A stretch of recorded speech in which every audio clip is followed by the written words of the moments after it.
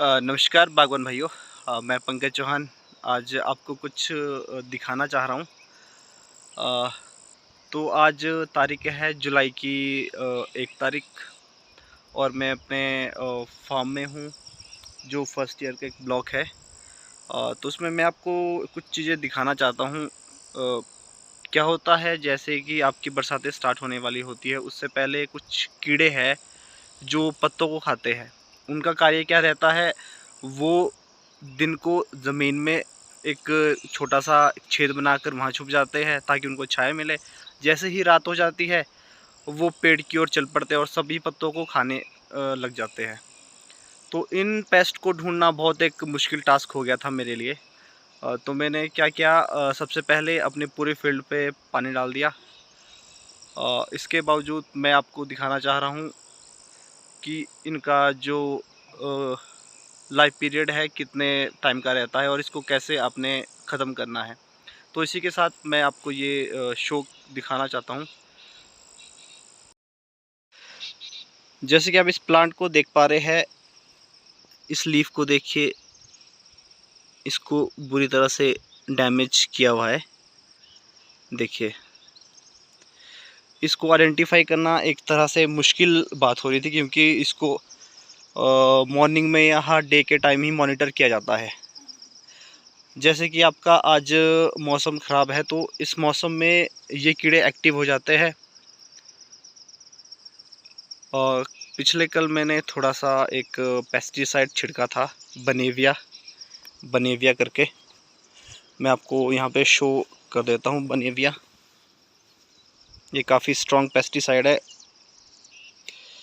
ये 15 से 20 दिन तक प्रोटेक्ट करता है फसल में किसी भी इंसेक्ट को आने के लिए। तो उसके बाद तुरंत बारिश लग गई थी, उसका उतना असर हुआ नहीं। तो आज धूप वैसे भी कम थी, तो मैं आपको दिखाना चाहता हूँ वो इंसेक्ट दोबारा से ऊपर आ गया है। बट जो इंसेक्ट उस पेस्टिसाइड के कांटेक्ट में आए हैं वो तो किल हो चुके हैं। देखिए,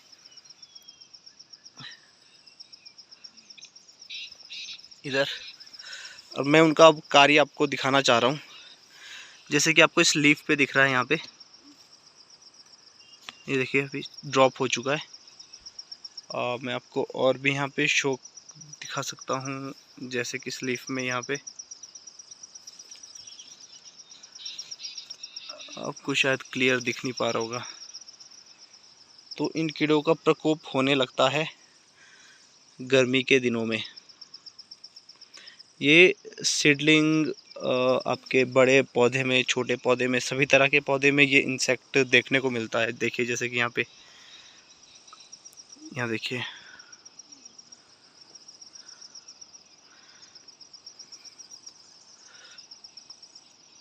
और भी बहुत जगह है। बट ये देखिए खुद के खुद नीचे झड़ रहे हैं क्योंकि इसमें पेस्टिसाइड पड़ा था। उस तरह के लीफ खा रहे हैं। देखिए, ये डैमेज हो चुका है।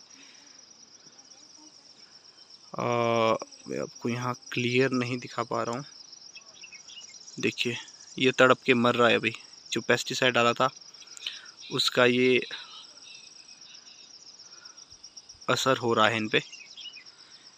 तो आज धूप नहीं है तो इस वजह से ये सभी के सभी कीड़े देखिए, जैसे कि एक यहाँ भी है जो बिल्कुल डेड हो चुका है। आपको एक पेस्टिसाइड तुरंत मार देना है ताकि, और ये छाया में और शाम को इसलिए आते हैं क्योंकि इनको खाने छोटी छोटी चिड़िया आती है और शाम को वैसे चिड़िया एक्टिव नहीं होती है, तो इसलिए ये रात को और बारिश के टाइम ही अटैक करते हैं। और मैं आपको साथ ही ये बताना चाहता हूँ, जैसे कि जो हमारा अभी इस साल का जो प्लांट है उसमें आपने नेक्स्ट ईयर जो हैवी क्रॉप लेनी है उसमें आपको क्या ध्यान रखना है।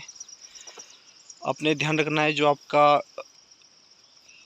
ट्रंक है वो काफ़ी हार्ड या मज़बूत बन जाना चाहिए नेक्स्ट ईयर के लिए, तभी आप अच्छी क्रॉप ले सकते हैं इससे। इसके लिए आपको अभी बरसातों में कैल्शियम नाइट्रेट बहुत ज़रूरी है। उससे नाइट्रोजन का पुश ज़्यादा मिलता है और ट्रंक की जो थिकनेस है वो बढ़ जाती है एकदम। प्लस इसमें आप जिब्रेलिक एसिड और ह्यूमिक एसिड का 2 डोज यदि आप मारते हैं बरसात के बाद, फर्स्ट डोज रूट में और सेकंड डोज आप ऊपर फॉलियर के तौर पे मारते हैं, तो आपकी ग्रोथ निश्चित तौर पे डबल से ट्रिपल हो जाएगी, क्योंकि हमने एक्सपेरिमेंट करके देखा है अपने प्लांट्स में। बट हमने अभी अप्लाई किया नहीं है, बस अब अप्लाई करने वाले हैं।